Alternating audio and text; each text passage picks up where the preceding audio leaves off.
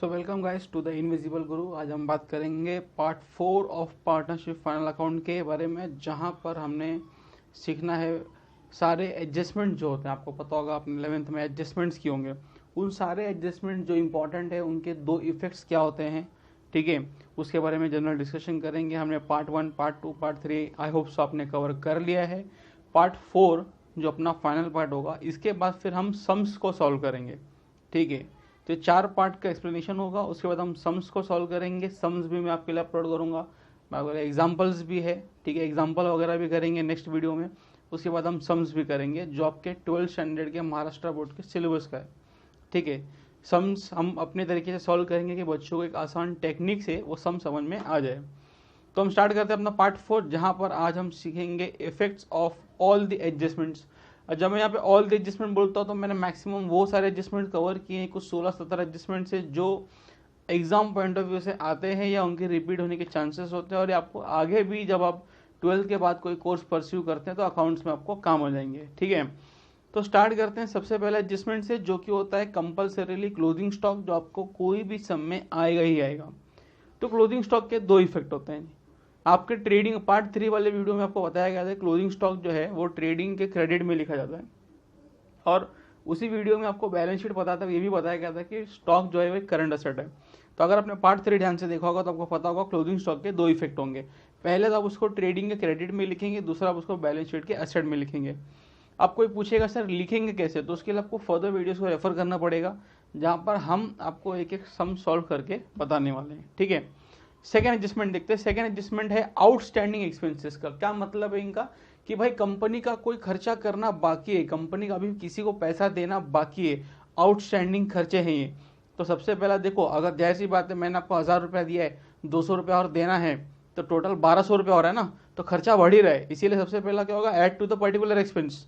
Light bill देना है, light bill में ऐड कर लो, रेंट देना है, रेंट में ऐड कर लो, ठीक है। जो दिया है उसके अंदर आउटस्टैंडिंग को ऐड कर लो। दूसरी तरफ पैसा दिया भी नहीं है, देना बाकी है, तो जितना अमाउंट बाकी है वो आपके बैलेंस शीट के लायबिलिटी में जाता है। थर्ड होता है प्रीपेड एक्सपेंस, जो कि आउटस्टैंडिंग का एकदम उल्टा है। आउटस्टैंडिंग में पैसा देना बाकी होता है, प्रीपेड में हमने वक्त से पहले दे दिए हैं। तो जब मैंने यहाँ पे उल्टा वर्ड यूज कर लिया तो आप समझ जाओ कि अगर इसका पहला effect add to the particular expense है तो दूसरा इफेक्ट क्या होगा, deduct from the particular expense.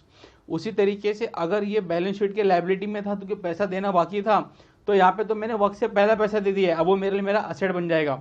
तो कि चाहे वो खर्चा हो लेकिन मैंने टाइम से पहले पेमेंट कर दिया है, तो मेरे लिए वो कोई लायबिलिटी नहीं रह गई है, ठीक है। फिर आता है इनकम रिसीव्ड इन एडवांस। इसका क्या मतलब है, जैसे मैंने किसी को वक्त से पहले पैसा दे दिया था, ठीक है, समझो आपको दे दिया मैंने वक्त से पहले पैसा, तो मैंने क्या बोल दिया, प्रीपेड एक्सपेंस। तो आप अपने एंगल से सोचो, आपको तो वक्त से पहले पैसा मिल गया है, तो आपके लिए ये है इनकम रिसीव्ड इन एडवांस, ठीक है।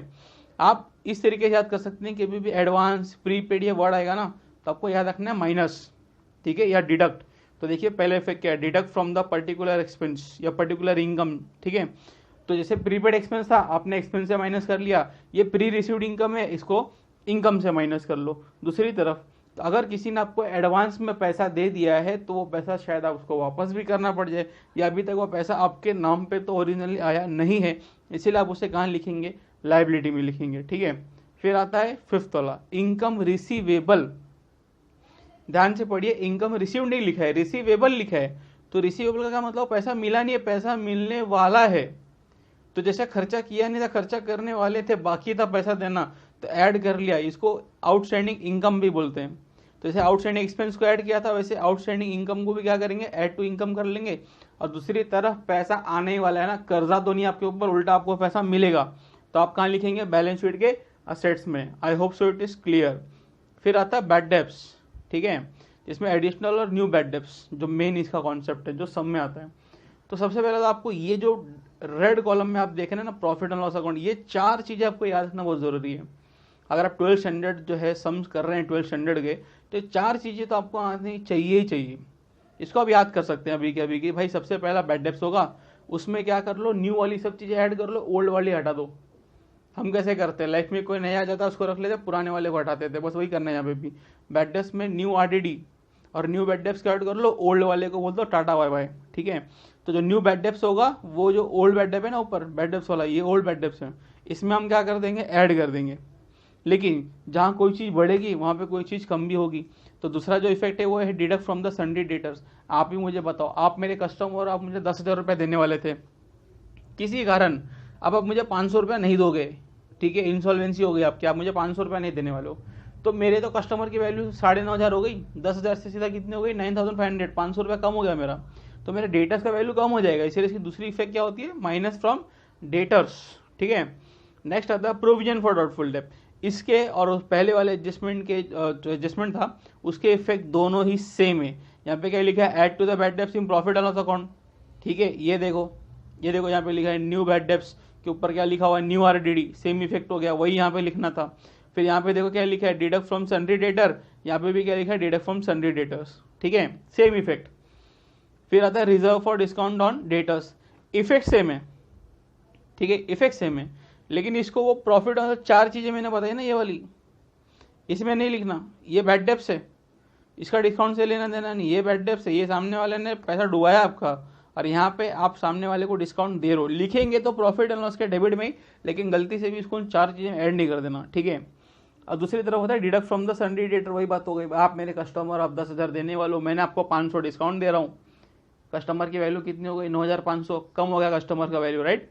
और दूसरी तरफ जब मैं आपको डिस्काउंट दूंगा मेरा खर्चा होगा डेबिट और एक्सपेंसेस एंड लॉसेस, इसीलिए इसको कहाँ लिखा है, प्रॉफिट एंड लॉस के डेबिट में।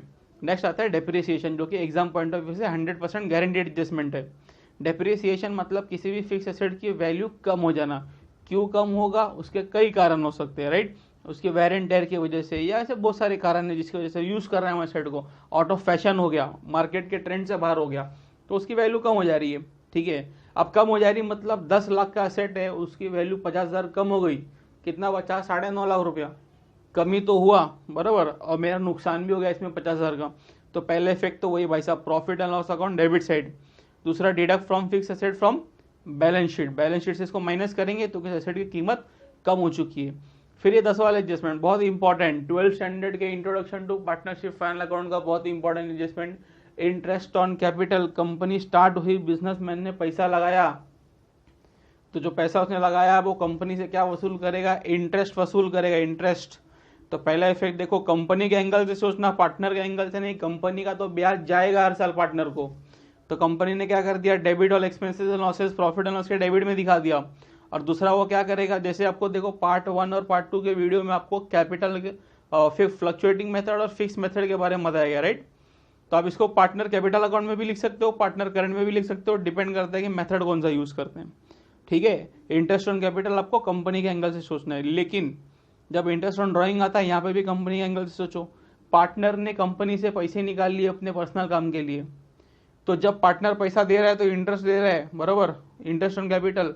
अब क्या हो रहा है, अब पार्टनर ने पैसे निकाले हैं, अब कंपनी इंटरेस्ट लेगी, तो जब कंपनी इंटरेस्ट लेगी तो कंपनी को तो फायदा होगा बराबर। तो पहला इफेक्ट देखो, profit and loss account credit side हो गया, क्रेडिट और इनकम एंड गेन।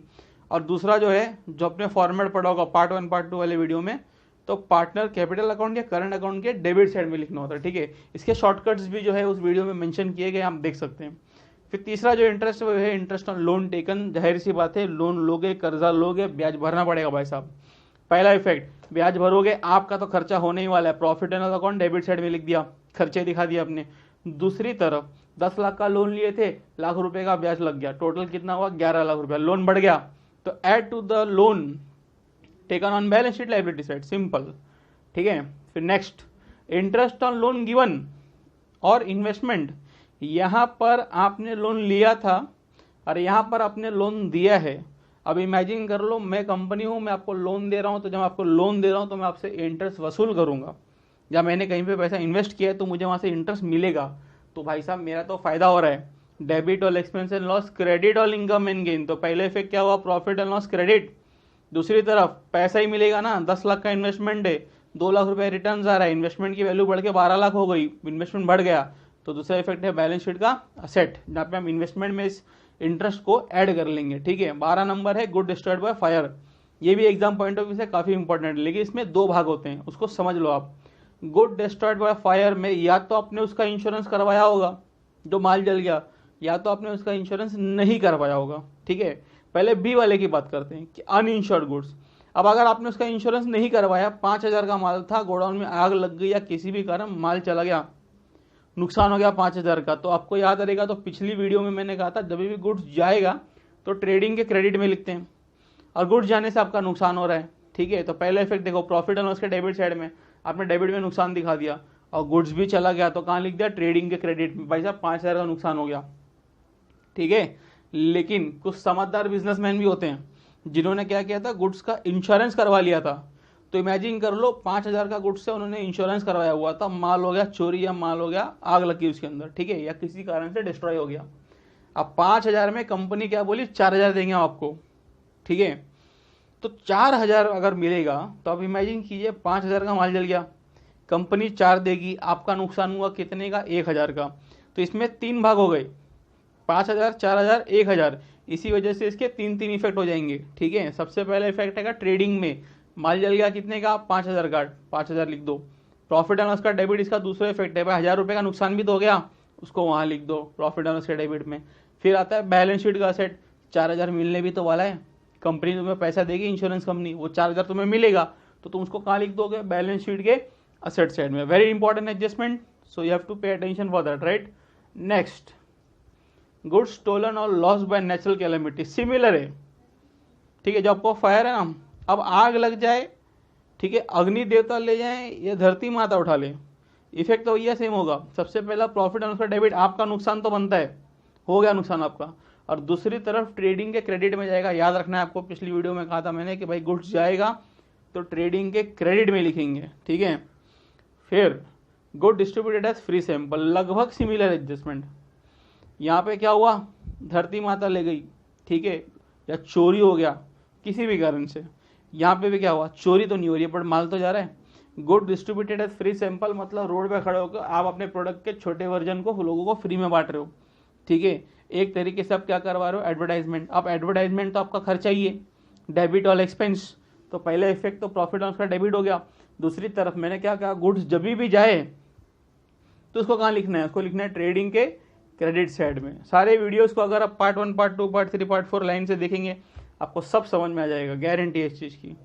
फिर goods withdrawn bye partner for personal use, ठीक है। अब कुछ ना आग लगी, ना चोरी हुआ, ना कुछ हुआ है, ना एडवर्टाइजमेंट कर रहे हैं हम। यहाँ पे पार्टनर कुछ सामान कंपनी में ले गया है, कंपनी से ले गए अपने पर्सनल यूज के लिए, ठीक है।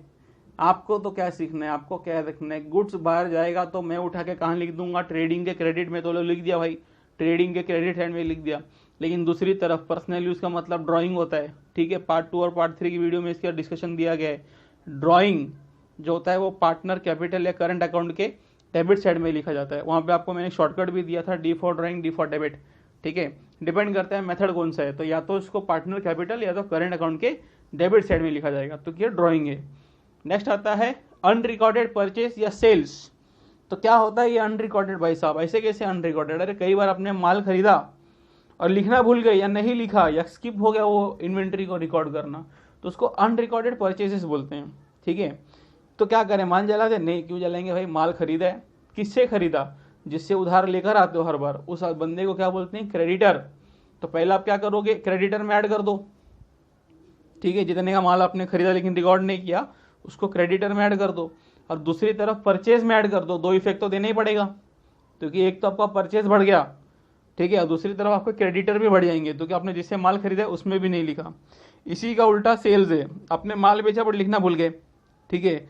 आपने माल बेचा 1.5 लाख का, लेकिन आपने 1,20,000 ही रिकॉर्ड कर लिया, आपके अकाउंटेंट ने 30,000 का घपला कर दिया, घपला या लिखना भूल गया, तो माल तो 1,50,000 का ही गया ना, 1.5 लाख का ही सेल हुआ है, लेकिन लिखा कितना, 1,20 है, मतलब सेल के नंबर गलत है, सेल के नंबर को बढ़ाने की जरूरत है, ठीक है। लेकिन जब सेल के नंबर बढ़ाओगे तो आपको दूसरा इफेक्ट भी देना पड़ेगा। सेल किया किसको, सेल कस्टमर को किया भाई साहब, तो कस्टमर भी बढ़ेगा। तो पहला इफेक्ट है ऐड टू डेटर्स और दूसरा है ऐड टू सेल्स, ठीक है। नेक्स्ट जो है लास्ट आज अपना जो है एडजस्टमेंट 17वां, that is dishonour of bills receivable और बिल्स पेएबल। इसको सिंपल तरीके से आप याद कर सकते हैं, ठीक है, काफ़ी बार तो आता ही है एग्जाम में। सबसे पहला इफेक्ट जो होगा दोनों का देखिए सिमिलर है, आप ऐसा लॉजिक से याद कर सकते हैं।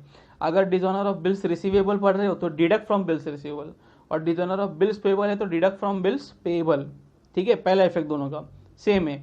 बस रिसीवेबल का पेबल हो गया। अच्छा दूसरी बात, ये बिल रिसीवेबल का पैसा देने कौन वाला था, कस्टमर ही देगा ना, तो दूसरी तरफ कस्टमर बढ़ जाएगा, ऐड टू द कस्टमर्स यानी डेटर्स। और आप पेमेंट करने किसको वाले थे, बिल्स पेबल का, अपने कर्जदारों को, अपने क्रेडिटर्स को, तो दूसरी तरफ क्रेडिटर्स की वैल्यू जो इसमें बढ़ जाती है।